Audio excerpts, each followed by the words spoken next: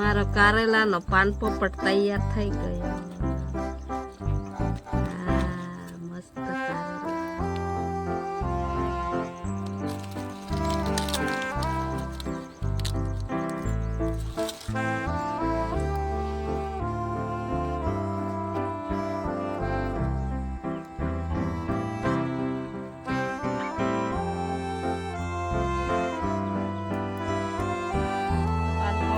કારેલા કેવા લાગે? મસ્ત લાગે. તમે બી બનાવીને ખાજો.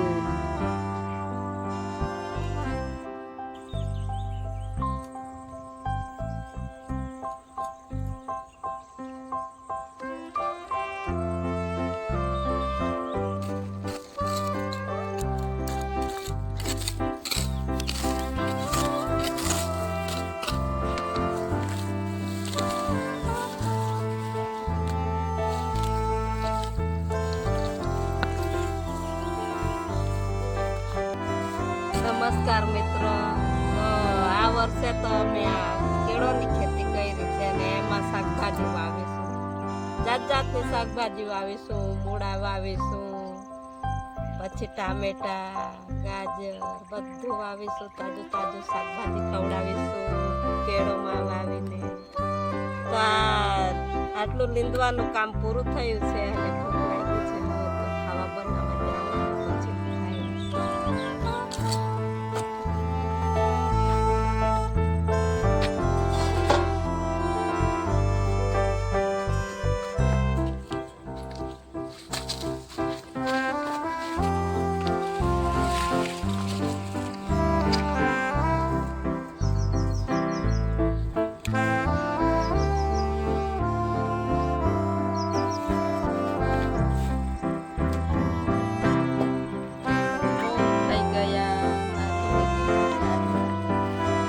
ખાખરાની બાદમાં બનાવી હમણાં રોટલો પણ ખાખરાની બાદમાં પાન પોપટ કરીને કારેલા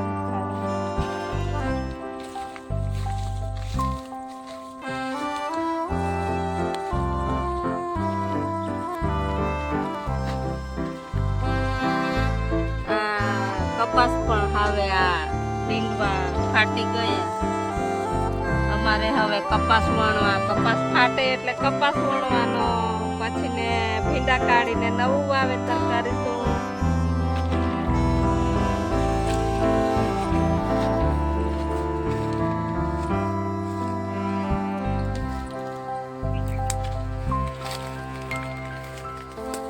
આ ખાખરાના પાન છે તો આની બાદ બનાવવાની અને પછી આમાં કારેલા કાપી અને પછી ને ભેલીને પાન પોપટ કરીને બનાવીશ. હમણાં બાદ બનાવી દઉં, તોડી લઉં પાન.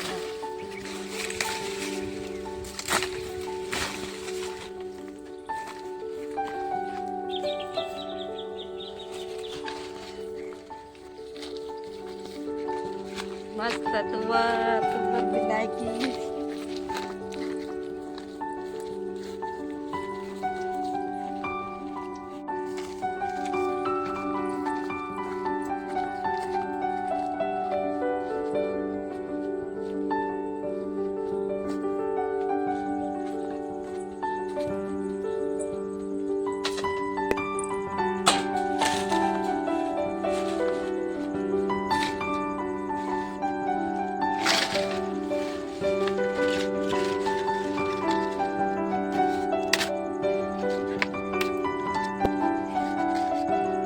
ખાખરાના પાન છે તો પછી આવી રીતના તોડીને અલગ અલગ પત્તા કરી દેવાના.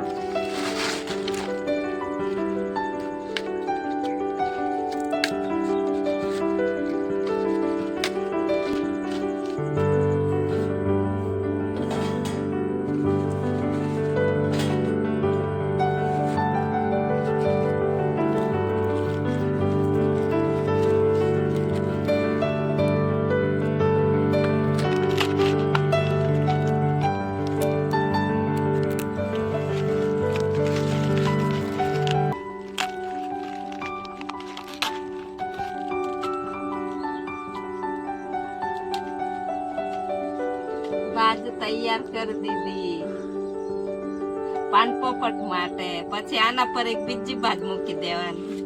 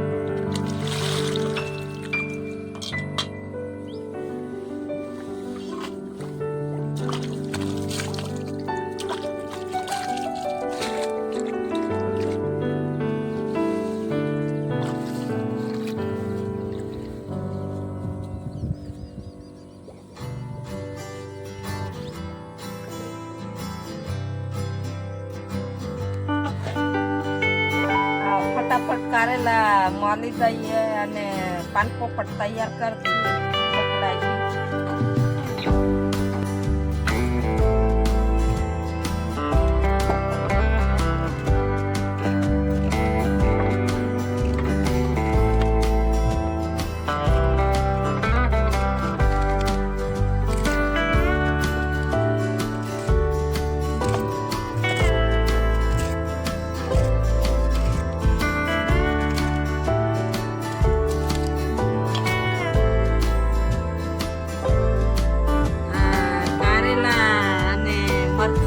લસણ મીઠું અને આપણા ખેતરની હળદર હતી તે હળદર છે. બહુ સરસ હળદર, દેશી હળદર. આ બધું મિક્સ કરીને હવે પાન પોપટ બનાવી દઈશું. આ બધું વારે વારે નાખીને મિક્સ કરતા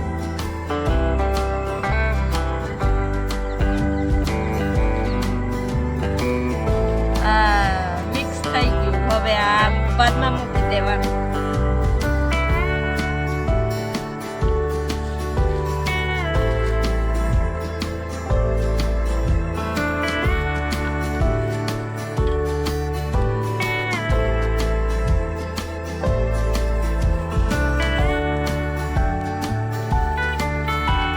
તેલ નાખી આલે તો તેલ નાખવાથી થોડું સારું લાગે.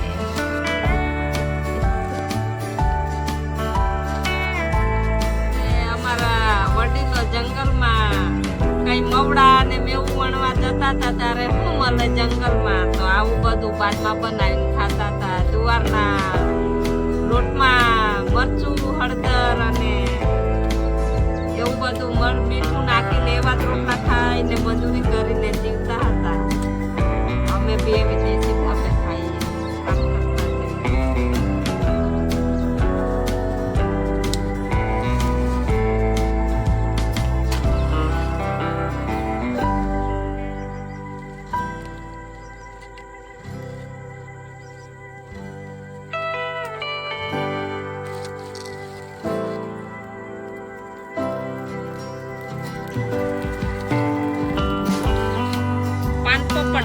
બરાબર બપાઈ રહ્યો છે. પછી આ રોટલો પણ પાતમાં બનાવીને મૂકી દઉં.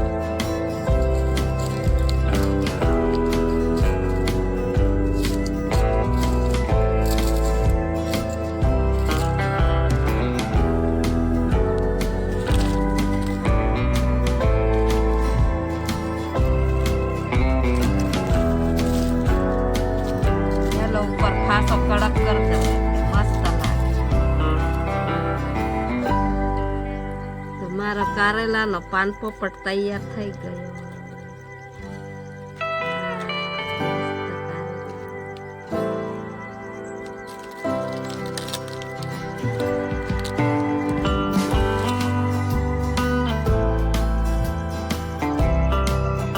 રોટલો બી તૈયાર થઈ ગયો છે. પાન પોપટ કારેલાનો બી તૈયાર જ છે, તો ડાયરેક્ટ જ ખાવાનું આમથી આમ લઈ પાન પોપટનો રોટલો તો આવો જ આવે, કારણ કે રાખમાં એ કરીને ખાવાનું.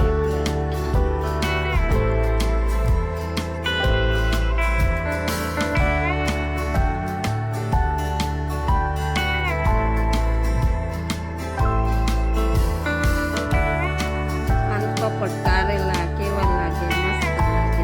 તમે પણ બનાવીને ખાજો, મસ્ત લાગે. બહુ મસ્ત છે, બધી સ્વાદમાં બહુ મસ્ત લાગે છે.